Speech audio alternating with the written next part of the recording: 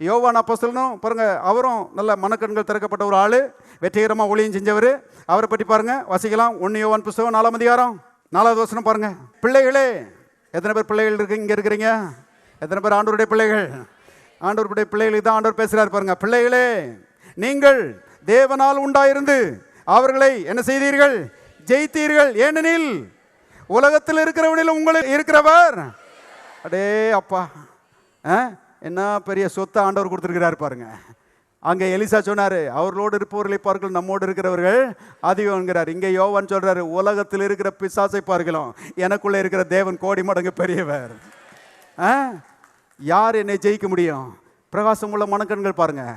இன்னைக்கு பாருங்க, நிறைய பேர் அந்த எலிசாருடைய வேலைக்கார மாதிரி அந்த பிரச்சனையவே தான் பார்க்குறாங்க, அந்த எதிரியே தான் பார்க்குறாங்க. பாரு, ரதம் வந்திருக்குது, குதிரை வந்திருக்குது, போர் வீரர்கள் வந்திருக்கிறாங்க, என்ன செய்ய போகிறோம் என்ன செய்ய போகிறோம், இப்படியே தான் பிரச்சனையை பற்றி பேசுகிறாங்க. அருமையானவர்கள், மனக்கண்கள் திறக்கப்பட்டவங்க சொல்கிறாங்க, பிரச்சனை என்னவா இருக்கட்டும், ஆனால் என் கூட இருக்கிற தேவன் அவர் எல்லா பிரச்சனையை பார்க்கலும் பெரியவர், எல்லாவற்றிலிருந்து என்னை விடுதலையாக்க வல்லவராக இருக்கிறார்.